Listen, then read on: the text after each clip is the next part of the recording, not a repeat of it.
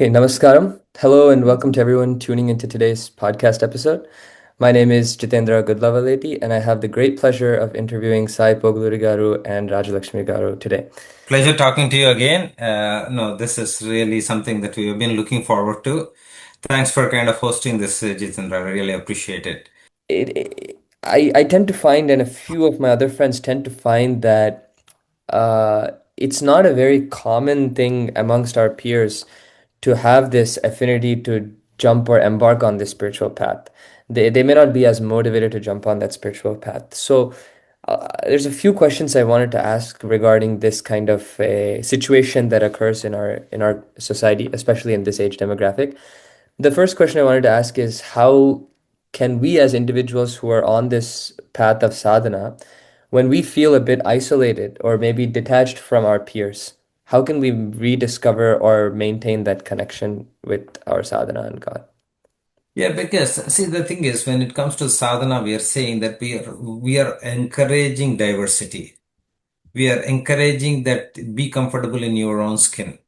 These are the things that are thrown around, but it doesn't really get applied when it comes to us being ourselves, right? Like that is the part that it seems like a bit of an oxymoron for me, because we are trying to be stereotyped, or we are trying to fit into this kind of a minion culture, right? Like, oh, I wanted to look like somebody.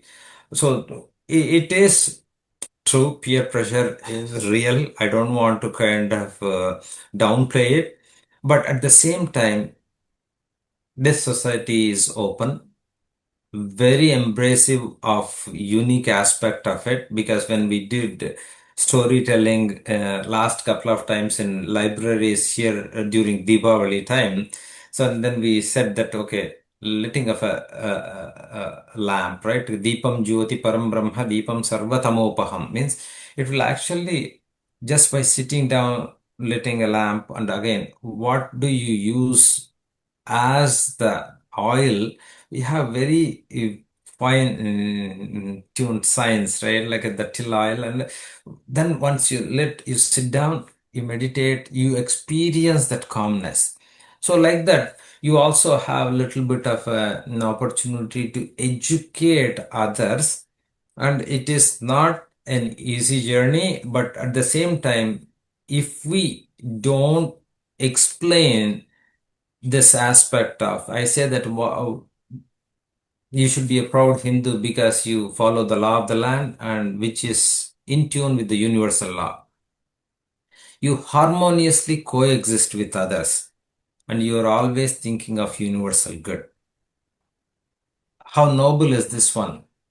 So, Your path of harmonious coexistence and universal good, shouldn't that be the way forward for this so-called mature, advanced, civilized society?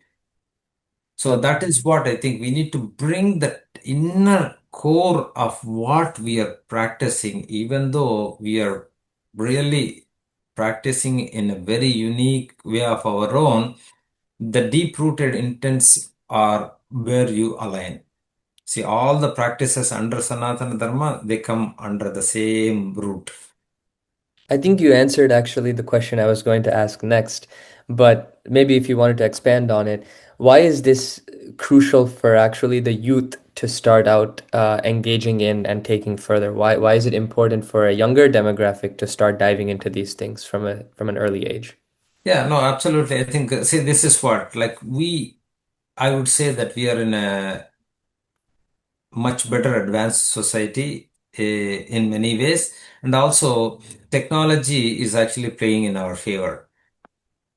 We are thousands of kilometers apart, sitting here and having this beautiful conversation, so the physical barrier has been broken. So that is one thing, was a significant limitation in few generations ago. You are really bound by that physical limitation. That has really been shattered now. The knowledge is really available. People who wanted to help each other. So you need to form these kind of a satsang, not just physically virtual satsang. So it is very, very, very knowledge driven, right? Like in any field that you are there, Your spiritual journey and your current way of life are not too disconnected. That's why we call it like a way of life, right? The early that you get engaged, the early you become more resilient in your life. Early you get more tooled with ups and downs, how to deal with life. The better you are prepared for life. That's why I say that whenever we do Ramayana relevance in modern day, I think you've been kind of preview to some of those, right? Like we say that first, what are the qualities of Guru? We say that Anubhavam, Anushtanam, Shastradhyanam, Vakpatutvam, Mananashilatvam. We say, oh, I can't understand. No, Anubhavam is experience, Anushtanam is current practitioner, Shastradhyanam is a lifelong learner, Vakpatutvam is with an oratory to explain. And Mananashilatvam is contemplating on how can I make it easy and deliver. So, Yeah. like that, if you take even the quality of Guru then and now, it's so relevant. So, like that, if you take and say, try to kind of assimilate those things at an early age, you become very, very enriched with this complementary knowledge. We are not saying that shun all of these things, right? Like, we are not that kind of. When you are saying that you are knowledge oriented, knowledge driven, knowledge based culture, you always embrace and then bring the unique blend of this. So, early engagement is very important, and ask questions, learn through questioning is that is what is. Ramayanam is a result of a question. Valmiki asked Narada. Mahabharatam is a question, result of a question. All our Puranas are results of a question. Upanishads are results of a question and answers. But how you ask, because we know that you want participation marks and you ask in a class versus real inquisitiveness, teachers can sense it and they will go out of the way to come and share. There are so many opportunities to share. If any individual is really interested and there are some questions through this forum also, they can reach out to you or me and we can have a follow-up conversation. And this is not a society that says that okay, now you are signing up for this next program kind of a thing, right? You your pursuit and the one that who is showing the path is making you more liberal, more independent, and not dependent on that. That is one unique aspect. You should see that whoever is helping you out, are they trying to liberate you, make you independent, or you are kind of getting into this cult kind of a mindset where you are kind of boggled down by a certain structure, and you are confined to those thinkings. So, but Absolutely. great question. I mean, it's a loaded question, but we can follow up on this if there are any specific questions Yeah. and Maybe take a the couple of use cases. Definitely. Maybe the only follow-up that I'll have, because I do want to move on to the next topic as well. But the last thing here, which I've seen be a very common kind of retaliation to someone saying like, hey, at least start looking at this basic stotram or basic slokam. Most people in my age demographic will say, hey, this is stuff for 40-year-olds or 50-year-olds. Why do I need to get involved in it? So not now you've beautifully answered, of course, why it's very important to get engaged in an early age. Is it even worth trying to converse with people and have a communication with them when they've kind of pushed this off based on an age limit? How do we approach dismantling that, or is it even worth approaching to dismantle that type of a No, conversation? absolutely. See, even this modern day and age, like when we say that when people deliver off the cuff, that what off the cuff means somebody wrote it on their cuff and then delivered. But we are saying that internalize that knowledge. Like dharana is very important aspect of these shlokas, right? So it really multiplies your memory cells.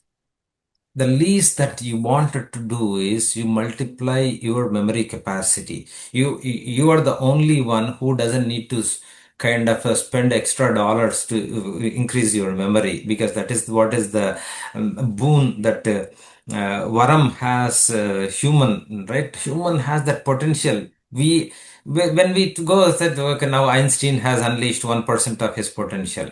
So these shlokas like the way that we need to look at is it is multiplier effort of the sloka to multiply your memory cells and increase your capacity of not just grasping, storing, interpreting, and retrieval.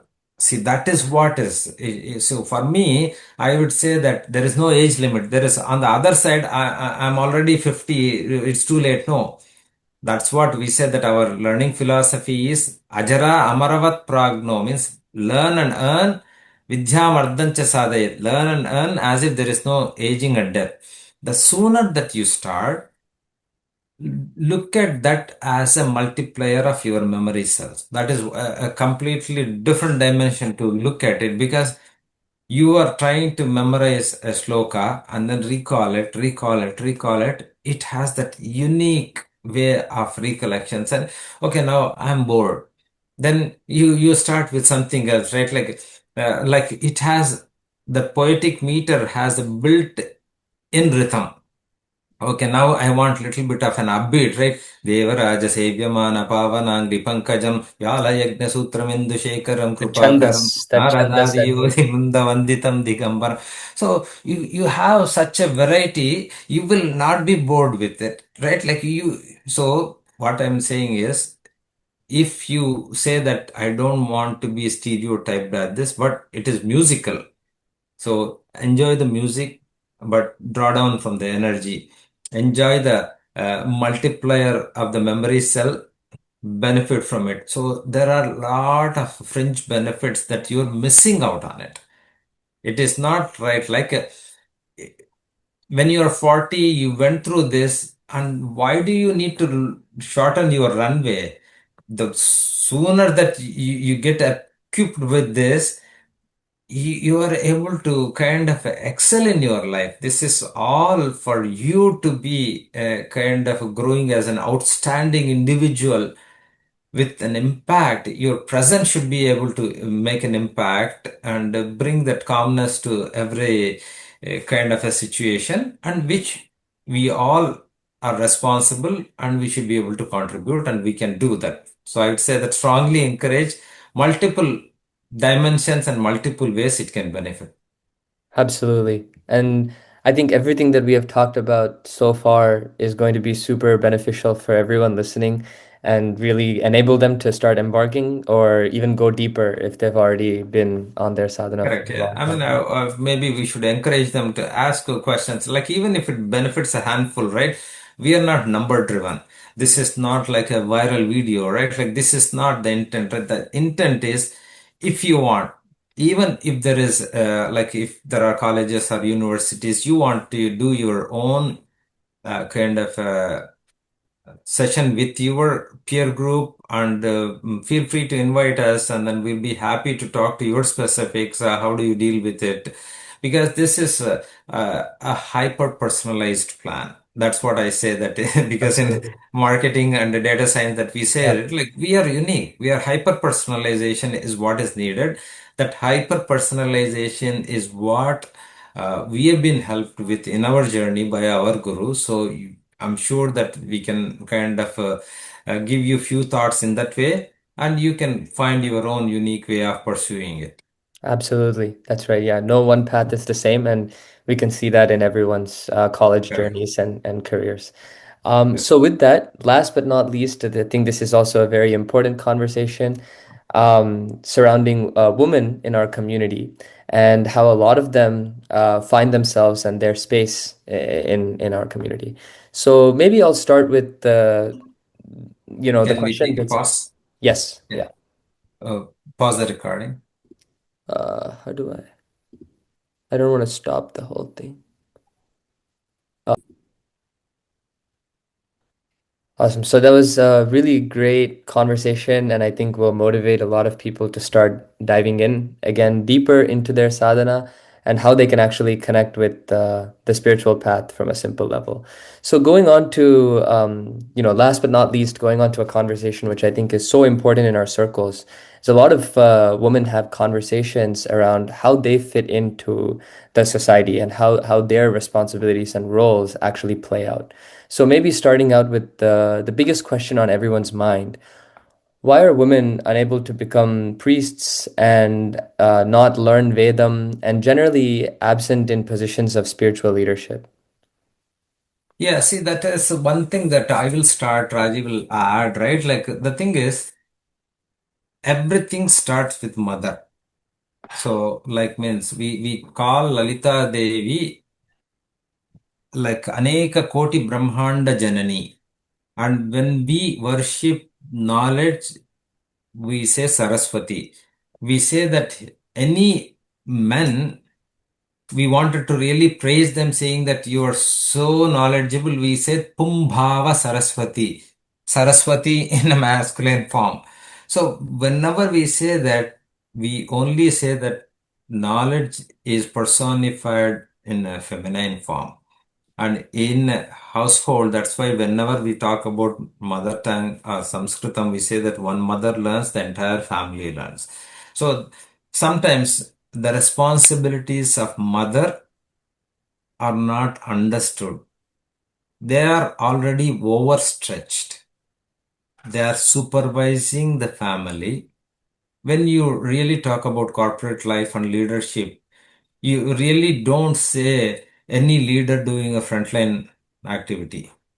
A CEO cannot be, why is CEO not becoming frontline? Or the frontline person, why doesn't he or she become a frontline person? So these are Is it frontline activities. So Yeah. sometimes we need to make sure that because we are not trying to lowball that? lowball or Yeah. simplify this, right? Like women in Dharma Shastram, if people have understood, she is actually responsible to get things done, executed in this one. There is that aspect. Then there are aspects of her body is needing a rest for 3 days a month, kind of a cycle, right? When every time we talked about Panini, our sadhana is to take our pranavayu to Urdhva. Whereas during the 3 days of menstrual cycle, their prana is going through apana. That's a natural cycle. So when you do any sadhana, you are conflicting the natural cycle which is going the downwards, and you're forcing it to bring upwards, and which is not healthy for the individual. So that is the reason during that monthly menstrual time you're not supposed to do any of the sadhanas. And actually they say it is also, it's a kind of a vratam. It is kind of a time where mostly you need to take rest, be quiet, or maunam is what they say, and have positive type of thinking about any uh, good things and all. So Yeah, that way, Triratra Vratam is actually the 3 days, it's called Triratra Vratam. The same rules apply to for any Vratam or the rules that are applied there. yeah. And thirdly, what I would like to say is like it is a very scientific type of a sadhana when it comes to doing priestly work and all these different things, right? And it is not apt for the body because of the physical body, not just because of the monthly 3 days thing. Not only that, the fact that the Veda mantras, actually they're not supposed to even pronounce or say. I mean, they can read it, but not say in the right format of the way it is supposed to say, because it will impact their body. It is not good for their body. I'll give an example. X-rays, when you go to the airports and when they do the X-rays, they'll ask, are you pregnant? They'll ask any woman, even a teenager. And my daughter said, why are they asking me pregnant? Like I'm not like so. Is that discrimination? No, right? It's a safety thing. So same thing, this is also like that. It is not a discrimination. It's a safety thing. It is not, the instructions are not, or the Veda mantras or the priest activity or doing the priestly thing is not designed for the body. So when you use any instrument, you go and follow the instructions and use it by the instructions. So this is the context behind that. And for us to understand it, we cannot understand at this level state of mind. When we go to that elevated state, which women also can go, that doesn't mean that they cannot go. And there are lots of women who are examples who are gone. And we ourselves have seen in our lifetime a person, a woman, a normal housewife. I don't want to say normal to lowball, but I want to Yeah, put Very making sure regular household. regular yeah, household should not. She is absolutely. able to see what comes in future. So that she was Absolutely. able to do that. So this is not that discrimination. It is the fact of safety, and it is a fact of it is not designed for you. But for women can do namaparayana, they can do slokas, they can do stotras, which is always there. And as he mentioned, it's a busy life. A woman has lots of busy life, and you don't want to add more activities to her, right? And also, see, one thing that I will add, probably the same thing that she mentioned, right? Like when you take roles and responsibilities, you cannot have several hours in a row. So that is what, like, I always say that, okay, you have 5 teams and you have one activity, you have 20 hours in there. That's, I never call it as a racy. That is really too confusing. Women's body is not confusing. But the one thing that we are forgetting is, why are they doing it? They are intending a benefit, right? That benefit can be drawn down by women through Ramayana, through Mahabharata, through Puranas. Whenever we go to a doctor and say, they are not going to say that I will be giving you gender agnostic medicine. Medicine prescription is also based on what age, Weight, what weight, and whether you are male or female, and what you are going through. All of those things are taken into consideration. When we're talking about super science, it takes again hyper personalized thing. It doesn't mean that the intended benefits are deprived from women. That is the misconception, misnomer. Enlightened women are there throughout the Sanatana Dharma Sahityam then and now. And actually, this kind of a knowledge sharing sessions, we always do it together and we try to explain it because we actually study it together. We complement each other with various aspects of it, but we need to make sure that there is absolutely no room, never will be, and never will there be discrimination in that aspect of it, whether it is based on gender or other ashrama or varna dharmas. These are all unique paths, so that if you do your SWOT analysis and understand, you will create your unique path, but all those paths are actually taking you to that ultimate like final benefit that is never deprived for anyone in Sanatana Dharma. Everybody is entitled. Jantunam nana janma durlabam. Jamtu means the one that takes birth, not animals. Typically, we say that Jantu is an animal. So, like that, we have taken birth as a human means typically animals have aharam means they are hungry. Nidra, they are also sleeping. Bhayam, they are also afraid. Maidhunam, they are also reproducing. But we have on top of it something called Vivekam. But sometimes we are only limiting our day to day into that animal instinct. If we come out of that, we'll be able to better appreciate it. That was an Yeah, and awesome just to answer. Oh, add, sorry, go ahead. it's not just in our, I mean, I don't know with other religions or other faiths. If you see, I'm not sure if you see a pope or even in other faiths where the leader or even in their worshipping places, you don't see women. I'm not saying that is a reason for Sanatana Dharma. For us, it is a very hyper personalized, it's a super science, and that is the reason it is not there.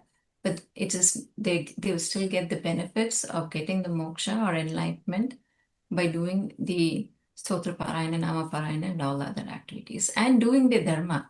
Actually, to be honest, um, women has lots of things to do, take care of the house and the people, and literally she is a doctor, she is the OT, Nutrition. nutritionist, and she is, I mean, besides going out and also working. I'm not saying then that is not a a low thing or a pact that only women need to see. Men also can do it. I'm not saying they cannot do it, but it's designed like that. Men cannot give birth to babies, and that's the nature of it, right? That's the nature. And so that's why giving respect to that body and the nature, how it is designed. Now, Sanatana Dharma have a way of living for them, and that's why they cannot become the priest because it's not Required. required and it's not safe for their body. Awesome. Yeah, I think you really clearly answered my follow-up question as well, because I think growing up in the West, a lot of women, they have the saying like you want what you can't get. And so a lot of these women in the West, they see all these responsibilities being handed off to men and men doing these things, and they don't like necessarily being bucketed, especially with this rise of feminism. And they tend to attribute a lot of these conversations to our culture at home, and then they may feel like they're being isolated. So how would you kind of address, and this would be the follow-up to that, um, in our dharma, from a very young age, boys are kind of explicitly given clear responsibilities. Like they're told, okay, you either have your upanayinam or you have this type of samskaram you have to follow, and it's clearly laid out for them. What would be the complement of that for women in the household? And I know you kind of laid out they already have so much on their plate, but what would kind of be those things which are explicit and make them feel like they're actually involved, especially for young women who feel like, I don't want to be treated as a housewife. No, but see, this is where, like, when you say Upanayanam is the Pradama Samskaram for boys, Vivaham is the Pradama Samskaram for Girls. girls, but they both have to study Dharma Shastra, which both of them are not doing it. So when they both study Dharma Shastra, the woman is carrying it out, that execution or implementation of entire Dharma Shastra for the entire, actually, the boy is only doing one Gotra Uddharana, but girl is doing both the Gotra Uddharana. That is what, like he said that in Shankara Digvijayam, we say that Mandana Mishra's wife Saraswati Devi is called Ubhaya Bharati. Her name Ubhaya Bharati means she is there to do good to both sides of the families. It's a prefix, it's not her real name. The Yes. name is Bharati, but it's a So prefix given because she was able to do good for both the families. families. Yeah. Yeah. And when it comes to your question of what they can do is, yes, they need to learn what is the Dharma Shastra, what they are supposed to do. And that what does it mean? Either they learn the language, mother tongue, or if they can, Sanskritam, so that you can get it from the right source. And then when it comes to the sharing of work, yes, boys also should be able to learn to cook and all the different things. And the goal here is to balance the life. It's like two wheels of the car, if they're not aligned, then it doesn't go properly. So the same way the life of, if you think it as a vehicle, both after they get married, both girl and the boy should be able to share the responsibility and understand. And when it comes to there is as per Dharma Shastra, after they get married also, there is a procedure. They need to do the Deheli Puja, and they need to do afternoon Anjali to Surya, give water Anjali. And then in the evening, they light the lamp and do some sloka. And then you may think it's very simple because they have other response. They have other response because when they get married, they need to do the cooking. I mean, men also, boys also can do it. But it's, if you see in an organization too, right? There is a division of labor. There are people who try to plan and make sure that things are happening, like project planning. You can think like women to be making sure that they have the big picture. Or actually, to be they say, do you know what they say? They are the owner of the house. That means they own the house. The people who are living are tenants. So that's why Grihini is the owner of the house. She is actually queen of the house. And Grihastu is how men are referred to as. So I just add a couple of... Like CEO. Yeah, I was gonna They say don't do things, right? So we like can call them that. CEOs and we're the employees for them basically in life. Yes. Yeah. And then now CEO, like we are saying, the CEO is getting discriminated. I mean, we are not just painting this. This is what the Shastra is saying, that because that is how she is brought in as the Maharani of this house, and everybody is actually inviting her that in that capacity for her to take over and preside as the Lakshmi of the house, because that is what it is there. Lakshmi means jnana, means knowledge, not just money. So that means, Lakshmi are there. So when it comes to knowledge, that means she should be well versed to know that what need to be done, how need to be done, how right need to be done, not for herself, but each of the member of the family.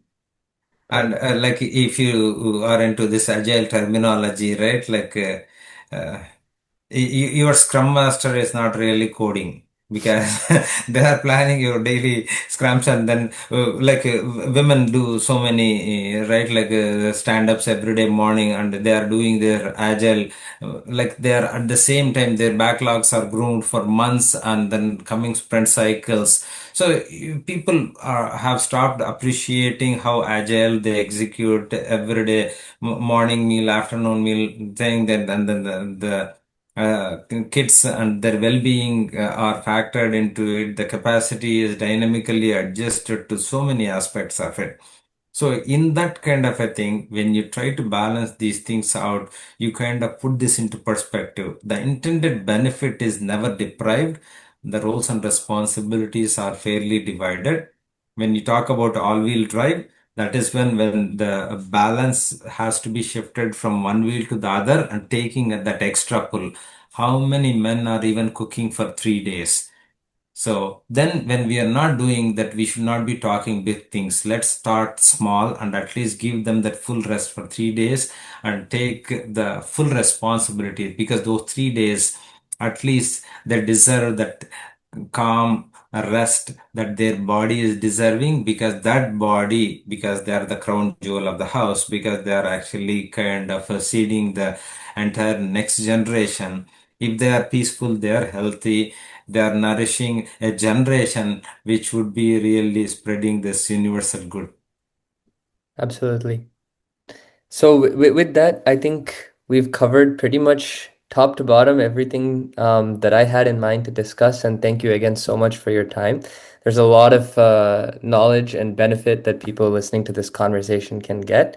So yeah, again, thank you so much for the opportunity, and thank you for such detailed and enlightening responses. No, thank you very much. I know that how busy you are, both academically and from work. And for somebody like you, taking time and then walking through and spending this time for planning, preparing, and then kind of talking to us, we really enjoyed it. It really was more meaningful, and we really appreciate and wish you the very best. And then we want more and more youth like you to come forward and kind of replicate Jitendra. Yeah, and thank you very much for your time. And we really, I know I had emergency, I couldn't join in the middle. But the goal of this one is to make sure that everybody is confident about their dharma, the culture.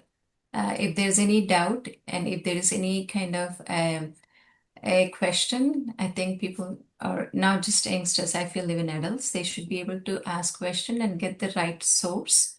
And the like any subject, right? Like you need to go to the right source to learn any subject, whether physics, chemistry, or whichever. It's like that. We need to take a structured approach, and things will become really clear. And then people will feel confident, and youngsters will feel Definitely. confident, and you're doing an excellent job of bringing that confidence to others. And Thank you we so both much. are here if there are any follow-up questions. Absolutely. Thank you. That's a huge vote of confidence to me, and I think also for anyone else who wants to dive deeper. So I'm really looking forward to it. And definitely there will be, I think, hundreds of new questions that come up from all of this. So looking forward to future sessions also. Okay, thank you. Thank you. Thank you. Namaste. Thank you.